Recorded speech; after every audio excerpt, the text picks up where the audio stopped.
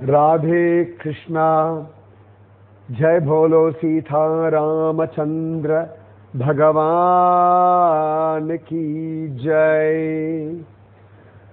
श्री राम जय जय राम। श्री राम जय जय राम। श्री राम जय जय राम। श्री राम जय जय राम। जय भोलो सीता रामचंद्र भगवान की जय। जय भोलो राष्ट्र गुरु समर्थ रामदास स्वामी की जय। जय भोलो वीर धीर सूर आंजनेय स्वामी की जय। जय भोलो स्वराज्य सिंहासनाधिपति छत्रपति शिवाजी महाराज राजे की जय। जय हिंद, भारत माता की जय। नीलाचल निवासाय नित्याय परमात्मने बलभद्र सुभद्राभ्याम जगन्नाथाय ते नमः। அழகான நீலாச்சல ரத யாத்திரை பூர்த்தி தினம் இன்னைக்கு. பகவான் அழகா ஸ்ரீ மந்திரத்துக்குள்ள நுழையும் நாள் இன்று. பிரணய கலகம் போல மகாலட்சுமி தாயார் ஜெகநாதனை கோயிலுக்குள்ள வரவிடாம கதவை அடைக்கிறது.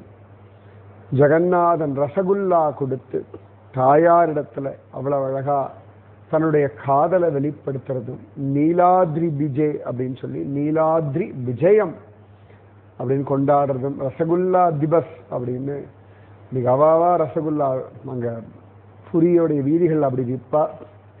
அப்படியே வாங்கி அப்படியே பகவானுக்கு நிவேதனம் பண்ணுவா, அப்படியே சாப்பிடுவார்கள். அத்தனை அழகான ஒரு நாள் இன்று. இன்னொரு விசேஷமான நாள் இன்னைக்கு. நம்ம ரொம்ப அனுபவிச்சு பார்த்த கல்யாண் சுவாமி அவர் சித்தி அடைஞ்ச தினம் இன்னைக்கு தான். ஆஷாட சுக்ல திரையோதசி தான் அவர் சமாதி அடைஞ்ச தினம். அவர் சமாதி விஷயம் பின்னாடி நான் சொல்ல போறேன். பட் ஆனால் ஜஸ்ட் இன்னைக்கு இந்த நாள் அப்படின்றதுனாலே சொல்லிடுறேன். எப்பவுமே ஞாபகம் வச்சுக்கோங்க. இனிமேல் ஆஷாட ஏகாதசி, துவாதசி, திரையோதசி வந்து குரு பூர்ணிமாவுக்கு முன்னாடி வர திரையோதசி கல்யாண் சுவாமியினுடைய சமாதி தினம். அத்தனை விசேஷமான ஒரு நாள் இன்று. அதில் சமர்த்த ராமதாச வைபவம் நம்ம பார்த்துட்டு இருக்கோம். ராமதாசருடைய அழகான குரு சிஷ்ய பிரபாவம் அனுபவிச்சுட்டு இருக்கோம். ஒரு கம்பீரியமான சத்குரு, ரொம்ப சௌலபியமான ஒரு சத்குரு, ஒரு தீர்க்கமான ஒரு அழகா ஒரு பெரிய விஷனரி சத்குரு நம்ம சமர்த்த ராமதாசர். அவ்வளவு அழகா நேற்று கூட பார்த்தோம். எப்படி ஒரு அழகா ஒரு மஷாமகர் அவருக்கு கூட உபதேசம் பண்ணி, நீ தாழ்ந்த ஜாதி, உனக்கு இதெல்லாம் கிடையாதுன்னா சொல்லவே இல்லை. அவனுக்கும் அதே திரையோதாட்சரி ஸ்ரீராம ஜெயராம ஜெய ஜெய ராம உபதேசம் பண்ணி அவனையும் பகவத் அனுபவத்துல தழைக்க வச்சு அழகா கிருஷ்ணா நதியில சுழல்ல மாட்டிண்டு போனவர் மீண்டும் கொண்டு வந்தார் சமர்த்த ராமதாசர். அவ கூட கேட்டு கிருஷ்ணா நதி சமுதிரத்துல கலக்கிற இடம் மச்சிலிப்பட்டினம். ஒவ்வொருத்தரும் நிறைய பேர் அழகா மெசேஜ் போட்டிருந்தார். அதே மாதிரி அப்பொழுதுதான் கேட்டிருந்தேன், இந்த குறிஞ்சி முல்லை மருதம் நெய்தல் பாலை. இந்த குறிஞ்சி அப்படின்றது மலையும் மலை சார்ந்த இடமும். நம்ம கொடைக்கானல்ல கூட குறிஞ்சி ஆண்டவர்னு சொல்லி முருகன் உண்டு. இன்னைக்குமே குறிஞ்சி நிலக்கடவுள் அப்படின்னு சொல்லிட்டு முருகனை சொல்லுவான். மலையும் மலை சார்ந்த இடங்களும். அதே மாதிரி முல்லை, மருதம், நெய்தல், பாலை. பாலைன்றது பாலைவனம், மணலும் மணல் சார்ந்த பிரதேசம். இப்போ நாம் இந்த அரப் கண்ட்ரீஸ்ல முக்காவாசி டெசர்ட் தானே, அதுதான் பாலை. நெய்தல் அப்படின்றது கடலும் கடல் சார்ந்த பிரதேசம். ஒரிசா, வெஸ்ட் பெங்கால், துவாரகா இதெல்லாமே கடலும் கடல் சார்ந்த பிரதேசம். கன்னியாகுமரி, உடுப்பி இதெல்லாம் கடலோர இடங்கள் இல்லையா. ஸோ கடலும் கடல் சார்ந்த பிரதேசம். அது மாதிரி வயலும் வயல் சார்ந்த இடமும், நிலமும் நிலம் சார்ந்த இடமும் அப்படின்னு சொல்லி குறிஞ்சி, முல்லை, மருதம், நெய்தல், பாலை அப்படின்னு சொல்லி அவ்வளவு அழகா தமிழ்ல ரொம்ப விசேஷமாக சொல்லுவார்கள். ஸோ சமர்த்த ராமதாசர் அவர் கடலோரத்தில் உட்கார்ந்தாலும் தியானம் பண்ணுவார், மலை மேல உட்கார்ந்தாலும் தியானம் பண்ணுவார், குகைக்குள்ள இருந்தாலும் தியானம் பண்ணுவார். பகவத் சிந்தனை பண்றதுக்கு அவர் பாட்டுக்கு எங்க வேணா உட்கார்ந்துப்பார். ஒரு ஏகாந்தம் சமயத்துல கூட்டத்தினுடனே உட்கார்ந்து தியானம் பண்ணுவார். திரும்பவும் எல்லாமே நம்ம மனசினுடைய கண்ட்ரோல், நம்ம மனசினுடைய பாவம் தான் இங்க பிராதான்யம். ஒரு விஷயம் தெளிவா ஞாபகம் வச்சுக்கோங்க, உலகத்துல எல்லாம் மாறின்னு இருக்கும். யார் வேணா எப்படி வேணா மாறுவார். ஏற்றத்தாழ்வுகள், மான அவமானங்கள், லாப நஷ்டங்கள் இது எல்லாம் வரும் போகும். இதெல்லாம் தாண்டி தான் லைஃப் ஓடணும். இதுக்கெல்லாமே மனசு காரணம். ஃபோக்கஸ் எப்பொழுதுமே உங்க முகத்துல நீங்க அடுத்த நாள் முழிக்கணும். உங்களை நீங்க கண்ணாடியில நீங்க பார்க்கும் பொழுது உங்களுக்கு யூ ஷுட் ஃபீல் ஹாப்பி. உங்களுடைய சந்தோஷம், உங்களுடைய சமாதானம், உங்களுடைய நிம்மதி, உங்களுடைய திருப்தி. நீங்க மற்றவ முகத்துல வாழ்க்கையில முழிக்கிறீங்களோ இல்லையோ, ஆனா ஒரு நாளை போல டில் த லாஸ்ட் பிரீத் உங்க முகத்துல நீங்க முழிச்சே ஆகணும். அப்போ உங்களுக்கு ஒரு சமாதானமா இருக்கணும். உங்களுக்கு உங்களை பார்த்தா ஒரு திருப்தி வரணும். உங்களுக்கு உங்களை பார்த்தா ஒரு ஆனந்தம் வரணும். சப்போஸ் இது வரைக்கும் அந்த மாதிரி இல்லைன்னா கூட உங்களை பார்த்து நான் ஆனந்தமா இருக்கேன், சௌக்கியமா இருக்கேன், பகவான் எனக்கு ஒரு உடம்பை கொடுத்துருக்கான், பகவான் எனக்கு ஒரு வாழ்க்கையை கொடுத்துருக்கான், பகவான் எனக்கு பொறுப்புகளை கொடுத்துருக்கான், பகவான் எனக்கு இவ்வளவு விஷயங்களை பண்றதுக்கான சக்தியை கொடுத்துருக்கான் அப்படின்னு நீங்க உங்களை பார்க்கும் பொழுது நீங்க முதல்ல உங்களை பகவத் பிரசாதம்னு நம்ப ஆரம்பிங்க. நம்ம பகவத் பிரசாதம்னு பல விஷயங்களை நம்புறோம். இப்ப திருப்பதி லட்டு நம்புறோம், இந்த மாதிரி நிறைய நம்புறோம். முதல்ல உங்க உடம்பே பகவத் பிரசாதம். நீங்களே ஒரு பகவத் பிரசாதம் தான். ஃபர்ஸ்ட் பகவத் பிரசாதம் உங்ககிட்ட இருக்கிறது நீங்க தான் பகவத் பிரசாதம். இதுக்கப்புறமா தான் மற்றவா எல்லாம் வெளியே இருக்க பகவத் பிரசாதங்கள் எல்லாமே. அதனால உங்களுக்கு ஒரு டிமோட்டிவேட் ஆகிற மாதிரி இருக்குன்னா அதை அலோவ் பண்ணவே பண்ணாதீங்க. எப்பொழுதுமே உங்களை மோட்டிவேட் பண்ணிக்கணும். அதுக்காக தான் நாம ஜபம், தியானம், யாத்திரை போறது எல்லாமே எதுக்குன்னா திரும்ப திரும்ப திரும்ப திரும்ப உங்களை நீங்க பகவானுடைய சம்பந்தப்பட்ட ஒரு ஜீவன் அப்படின்றத திரும்ப திரும்ப உங்க மனசுக்குள்ள நீங்க ஆழமா அத பதிய வைக்கணும். நான் வாழறது தண்டம் இல்லை அப்படின்னு உங்களுக்கு புரியணும். சமர்த்த ராமதாசர் அதனாலதான் ஃபிட்டா இருக்கு சார். ஃபிட்டா இருந்து வச்சுக்கோங்களேன், அது ஒரு சந்தோஷம். ஸோ மென்டலி ஃபிட்டா இருக்கணும், எமோஷனலி ஃபிட்டா இருக்கணும், பிசிக்கலி ஃபிட்டா இருக்கணும், ஃபைனான்சியலி ஃபிட்டா இருந்தே ஆகணும். இது வேண்டாம் அது வேண்டாம் எதையுமே வேண்டாம்னே சொல்லாதீங்க. எதெல்லாம் நல்லதோ அதெல்லாம் வேணும். ரொம்ப ஈஸி. பல சந்தர்ப்பங்கள்ல தெய்வம் எல்லாத்தையுமே கொடுத்தாலும் நாம நம்முடைய மனசுனாலே அந்த அழகான ஆனந்தத்தை அனுபவிக்கிறது. இப்போ துரியோதனுக்கெல்லாம் ஹஸ்தினாபுரம்னு தனியா இருந்தது, அவன் பாட்டுக்கு நிம்மதியா இருந்திருக்கலாம். இந்த ஹஸ்தினாபுரத்தை விட்டுவிட்டு இவாளை கிடைச்ச இந்திரபிரஸ்தத்தை மேல பொறாம கொண்டான், அதையும் அபகரிச்சிருந்தான். கடைசியில தன்கிட்ட இருக்கிறதையும் சேர்த்து தொலைச்சுட்டான். இவன் பாடி இப்படியே வாழ்ந்துட்டு போயிருக்கலாம். அப்ப வாழ்க்கையில ஃபிட் இனஃப் ரொம்ப ரொம்ப ரொம்ப அவசியம். எப்படி இப்ப காலுக்கு ஒரு செருப்பு போடுறோம் அப்படின்னா ஃபிட்டா இருக்கணும். சும்மா ஏனோ தானோன்னு போட்டு போக முடியாது. குழந்தையா இருக்கும் வேணா அப்பா செருப்பு பிடிக்கும், அம்மா செருப்பு பிடிக்கும்னு போட்டுட்டு போவோமே ஒழிய சும்மா விளையாட்டுக்கு அவ்வளவுதான். அப்ப அந்த ஃபிட்னஸ் சமர்த்த ராமதாசர் எல்லாருமே எமோஷனலி, மென்டலி, பிசிக்கலி ஃபிட்டா இருக்கணும்ன்றதுல ரொம்ப தெளிவா இருக்கா. எந்த ஜீவனா இருந்தாலும் அதுக்கு ஒரு நிம்மதி வேணுமே, அதுக்கு ஒரு ஆனந்தம் வேணுமே, அதுக்கு ஒரு குதூகலம் வேணுமே. இப்போ தெருவில் ஒரு நாய் இருக்குன்னா அதுக்கு ஒரு குதூகலம் வேணுமே, ஒரு பறவை இருக்குன்னா அதுக்கு ஒரு குதூகலம் வேணுமே, ஒரு செடி வளரணும்னா அதுக்கு சுற்றி ஒரு பாசிட்டிவ் வேணுமே. இவ்வளவு அழகான விஷயங்கள் தேவைத்தானே படுறது. ஒருவேளை எதுவுமே இல்லைனா கூட நமக்காக குதூகலமா இருந்தே ஆகணும். இன்னைக்கெல்லாம் இந்த ஹைதராபாத் ரோட்ல அப்படி வந்துட்டு இருக்கேன். 2 பக்கம் நிறைய செடிகள்லாம் வச்சிருக்காரு. நின்று கூட பார்க்க முடியும், அங்கே ஸ்டாப் பண்ணக்கூடாது ரோட்ல. ஆனாலும் அந்த செடிகள், அந்த காற்று, அந்த வேகம், அந்த டஸ்ட், இதுக்கு உடனே அது பாட்டுக்கு வளர்றது, பூ பூக்கிறது. யார் ரசிக்கிறது கூட யாருக்கும் டைம் கிடையாது, ரசிக்கவே முடியாது. எல்லாம் 80 கிலோமீட்டர் 100 கிலோமீட்டர் வேகத்தில் போய் எங்கே ரசிக்கிறது? ஆனாலும் அதுகள் வாழத்தான் வாழறது. ஸோ தனக்காக வாழ்ந்து தானே ஆகணும். வாழ்க்கையில் யாருக்காகவோ இல்லையோ நமக்காக நாம வாழ்ந்துத்தான் ஆகணும். அது ஒரு கடமை. முதல்ல அது ஞாபகம் வச்சுக்கோங்க, எனக்காக நான் வாழணும், இது என் கடமை. ஏன்னா அந்த வாழ்க்கையில் இருந்தால் தானே கிருஷ்ண அனுபவம் கிடைக்கும், பகவத் அனுபவம் கிடைக்கும். சமர்த்த ராமதாசர் அவ்வளவு அழகா எல்லாருக்கும் அனுகிரகம் பண்றார். இப்ப சமர்த்த ராமதாசரே தான் இந்த கடற்கரைக்கு போறார். அப்பதான் அந்த மசாமகர் பார்க்கிறார், அவருக்கு கிருபை கிடைக்கிறது. ஸோ எப்பொழுதுமே சொல்லுவோம், குரு நம்மளை தேடி வருவார் அப்படின்னு. சமர்த்த ராமதாசர் வாழ்க்கையில பார்த்தோம்னா பல சந்தர்ப்பங்கள்ல அவர் தேடிண்டு போகிறார் அப்படின்ட்டு இருக்கு. சில பேர் ரொம்ப அழகா சொல்லுவார், நம்ம சனாதன தர்மத்துல மட்டும்தான் குருவை சூஸ் பண்ற அதிகாரம் நமக்கு இருக்கு அப்படின்னு சொல்லுவார். அப்படி பார்த்தா அதிசயமா தான் இருக்கு சுமாரே. அத்தனை அழகா, ஏன்னா இவாள்லாம் தேவையில்லை, இவாள்லாம் சத்குரு அப்படின்னு நம்ம ஒரு கிளாரிட்டி வர்றதுக்கும் தேவையில்லாதவர்களை ஒதுக்கிறதுக்குமான ஒரு சான்சஸ் நமக்கு கொடுக்கப்பட்டிருக்கு. அதனால தானே போலி வாக்கிட்டெல்லாம் ஏமாந்துடக்கூடாதுன்றது ரொம்ப ஜாக்கிரதையா இருக்கு சனாதன தர்மம்.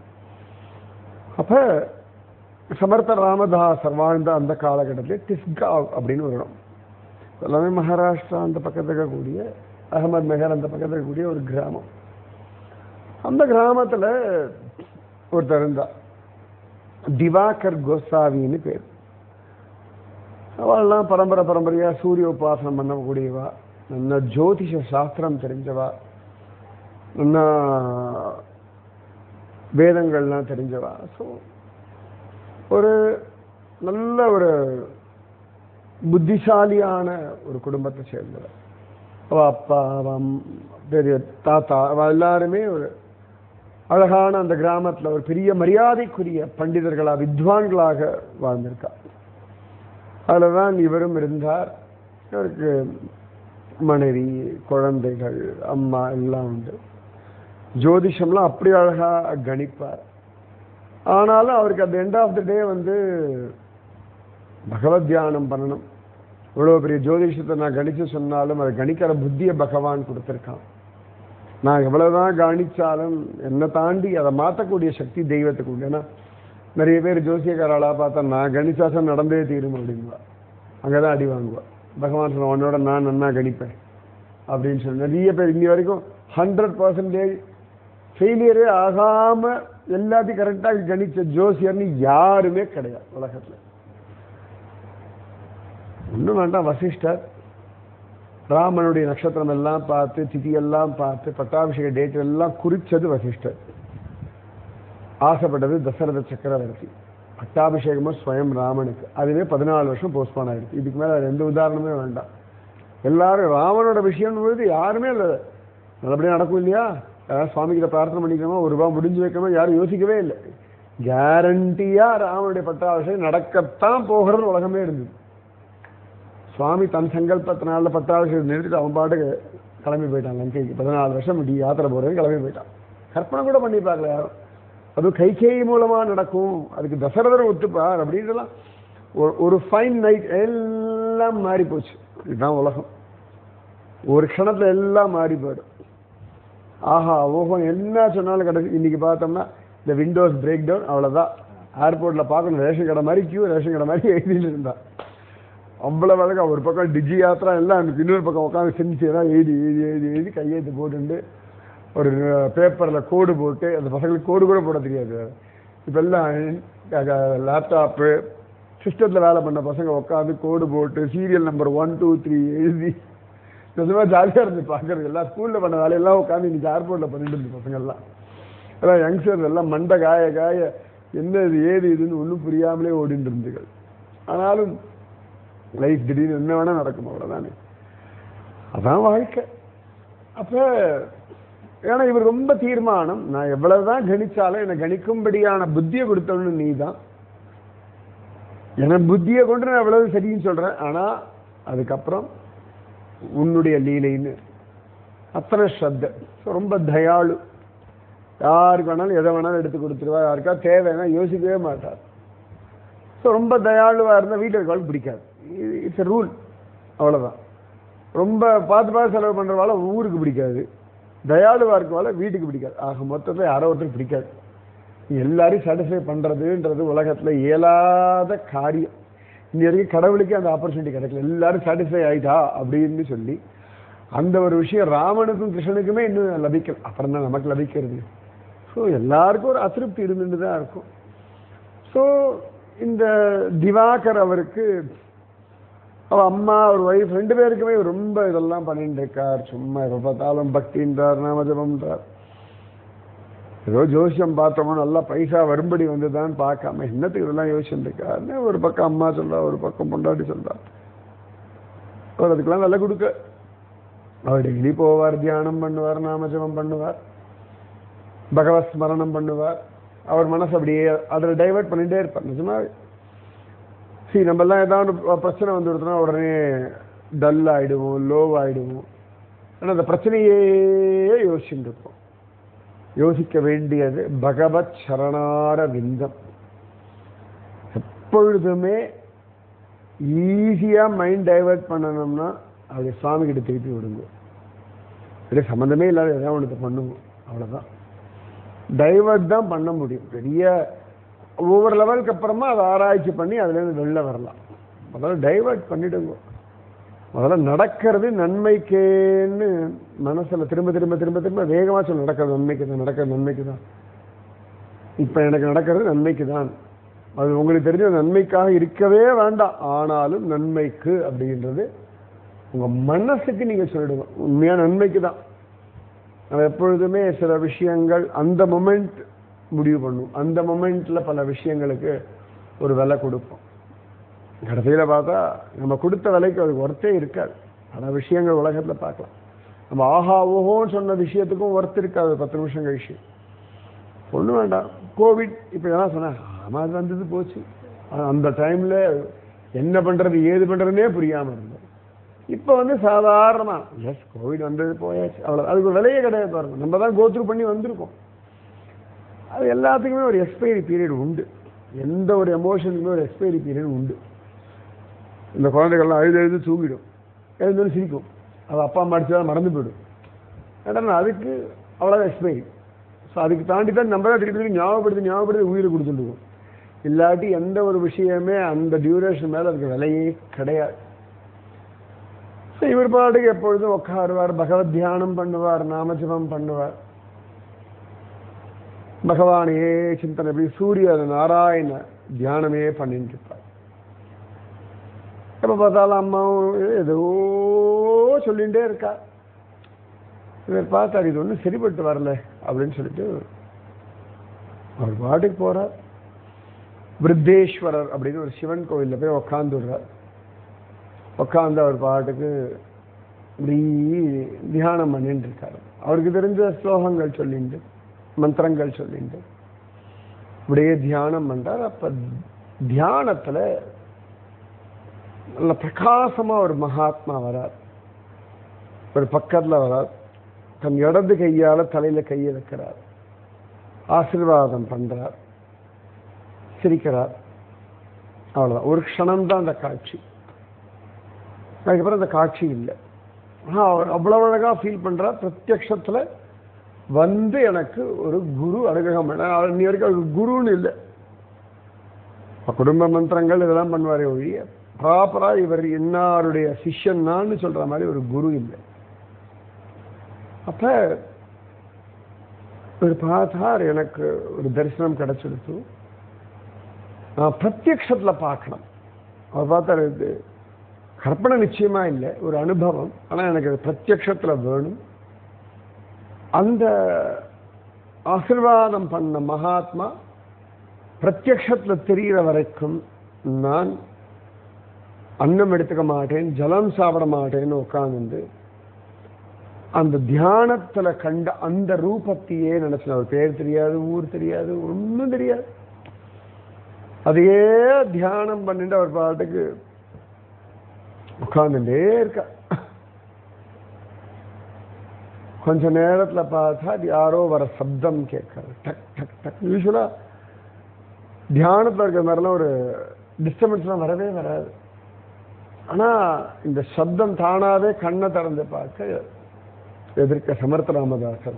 இவருக்கு என்ன காட்சி கிடைச்சதோ அதே மாதிரி சமர்த்த ராமதாசர் அவருடைய தியானத்துல பார்த்தது சமர்த்த ராமதாசர். அவருக்கு ஆனந்தம். எப்படி துருவனுக்கு வந்து நாரதரை பார்த்தோம் ஒரு பெரிய ஆனந்தம் வந்ததோ அந்த மாதிரி ஒரு ஆனந்தம் அவருக்கு நம்பவே முடியல. திரும்பி கண்ணை கசக்கிலாம் பார்க்குறாரு, பிரத்யட்சமா திரும்பியும் அனுபவமான்னு பார்த்து நேர வரா. இவர் பார்த்த மாதிரி சிரிச்சுட்டே வரார். இவர் பக்கத்தில் வந்தார், அதே மாதிரி இடது கையை கொண்டு தலைமையில வச்சு ஆசீர்வாதம். இவருக்கு தூக்கி வாரி போடுறார். சில விஷயங்கள்லாம் சில சமயங்கள்ல சில பேருக்கு அப்படி முன்னாடியே காட்டி கொடுப்பார். உன்னை நம்ம குரு நமக்கு இப்படிலாம் காட்டி கொடுக்க, இந்த கதையே வேண்டாம், நீங்கள் பாட்டுக்கு பக்தி பண்ணுங்க, நாமஜபம் பண்ணுங்க. சமர்த்த ராமதாசன் இவருக்கு எல்லாருக்கும் அப்படி பண்ணாரு, ஒன்று காண கிடைக்கலைங்க. சில பேருக்கு சொப்பனத்துல காட்சியும் சொப்பனத்துல உபதேசமும் எல்லாம் சித்திக்கிறதுன்னு ஒண்ணு உண்டு. யாரோ சில பேருக்கு, எல்லாருக்கும்லாம் கிடையாது. அதனால அது கிடைச்சவாள்லாம் பெரியவா, அது கிடைக்காத வாழலாம் சாதாரணப்பட்டவா, இப்படிலாம் என்ன. இப்போ இந்த மஷாமஹர்லாம் என்ன சாதாரணப்பட்டவன்னு சொல்ல முடியும். பேர்பட்ட அனுபவம். கிருஷ்ணா நதியில போய் ஆள் காணாம போனவரை திரும்பி உசுரோட கொண்டு வந்துட்டார். அதனால எப்பொழுதுமே அந்த மாதிரி ஒரு தியானம், அந்த மாதிரி ஒரு பாவம், அந்த மாதிரி ஒரு ஸ்ரத்த வேணும்னு பிரார்த்தனை பண்ணிக்கோங்க. இந்த அனுபவம்ன்றத பகவானிட ஒப்படைச்சிருங்க. அனுபவம்ன்ற ஒரு விஷயத்துல மூக்க நினைக்காதீங்க, ஏன்னா அது தெய்வத்தினுடைய செயல். பிரார்த்தனை, நாமஜபம், ஸ்ரத்தை, நம்பிக்கை, வினயம், விடாமுயற்சி, இது எல்லாம் தான் நம்ம கையில இருக்கு. அனுகிரகம், ஆசீர்வாதம், அனுபவம், அனுபூதி, இது எல்லாம் தெய்வத்துக்கிட்ட இருக்கு. எல்லாமே தெய்வத்துக்கிட்ட மட்டும்தான் இருக்கு. சூரியனை பார்த்தாச்சுன்னா கை ஊப்பி தொழலாம், அர்க்கியம் விடலாம், உபாசனை பண்ணலாம், ஆதித்ய ஹதயம் சொல்லலாம். சூரியனை வர வைக்க நம்மளால முடியாது, அவரா வந்தா தான் உண்டு. ஸோ அவர் வரும்பொழுது நம்ம அதை உபயோகப்படுத்திக்கலாம். ஸோ நம்மளுடைய லிமிடேஷன்ஸ் ஒன்று உண்டு, சரீரத்துக்கு லிமிடேஷன்ஸ் உண்டு. அந்த சரீரத்துக்கு லிமிடேஷன் தாண்டி போகிறதே நம்ம கற்பனையே அதுவே பெரிய பாக்கியம். அதில் தெய்வ பக்தி அதை விட பெரிய பாக்கியம். இவர் கிடைச்ச மாதிரியே தலையில வந்து கையை வச்சு, இடது கையை வச்சு ஆசீர்வாதம் பண்றார். இவர் கண்கள் அப்படி ஒரு ஆனந்த கண்ணீர். ஒரே காலை பிடிச்சுக்கிறார். ஜெய ஜெய ரகுவீர சமர்த்த அப்படின்றார் கம்பீரியமா சமர்த்த ராமதாசர். இவருக்கு ஆனந்தம். சமர்த்த ராமதாசர் அப்பொழுதே அவருக்கு உபதேசம் பண்றார். ஸ்ரீராம ஜெயராம ஜெய ஜெய ராம, திரையோதச அக்ஷதிய அழகா உபதேசம் பண்றார். அவ்வளவுதான். அதே மாதிரி வந்தா தலையில கையை வச்சார், உபதேசம் பண்ணார், ஆசீர்வாதம் பண்ணார், சிஷ்யனை ஏத்துட்டார். ஃபர்ஸ்ட் அவ்வளவுதான். அப்பதான் பார்க்கிறார். அதுக்குள்ள கடகடகடம் நடந்துடுத்து இத்தனையும். உடனே அழகா சமர்த்த ராமதாசர், இனிதான் உன் பேர் தினகர் அப்படின்ட்டார். அவர் ஏற்கனவே திவாகர்னு பேரு, தினகர் அப்படின்ட்டார். நவா சாமி எல்லாமே சூரிய உபாசனை, நீ இனிமேல் தினகர் அப்படின்ட்டார். அதனால தினகர் கோசாவி அப்படின்னு தான் அவருடைய பெயர். அப்ப குரு அனுகிரகம் வந்து கிருபை அப்படின்றது சாத்தியமான ஒரு விஷயம். To be sincere. நீ எந்த இடத்துல, எந்த வாழ்க்கையில, எந்த நிலைமையில இருக்கிற இருங்கோ, அங்க வந்து குரு கிருபை வர்ஷிக்கும். சந்தேகமே வேண்டாம். மீதி விஷயம் நாளைக்கு. ஸ்ரீராம ஜய ராம ஜய ஜய ராம. ஸ்ரீராம ஜய ராம ஜய ஜய ராம. ஸ்ரீராம ஜய ராம ஜய ஜய ராம. ஸ்ரீராம ஜய ராம ஜய ஜய ராம. जय भोलो सीता रामचंद्र भगवान की जय. जय भोलो राष्ट्रगुरु समर्थ रामदास स्वामी की जय. जय भोलो वीर धीर सूर आंजनेय स्वामी की जय. जय बोलो स्वराज्य सिंहासनाधिपति छत्रपति शिवाजी महाराज राजे की जय. जय हिंद. भारत माता की जय. राधे கிருஷ்ணா. நாளையிலேருந்து ஒரு 3 நாளைக்கு ஹைதராபாத்தில் கிருஷ்ணம் வந்தே ஜெகத்குருன்னு கிருஷ்ணானுபவம் டெய்லி காத்தால சாயங்காலம் 2 வேளையுமே யூடியூப்பில் லைவ் வரும். அதாவது லோக்கலில் ஹைதராபாத்தில் இருக்கோம், முடிஞ்சதாக வந்து நிச்சயமாக கலந்துக்கோங்க. மற்றவாள்லாம் இருக்கிற இடத்துல உட்காந்து யூடியூப்பில் சத்சங்கம் கேளுங்க. ராதே கிருஷ்ணா.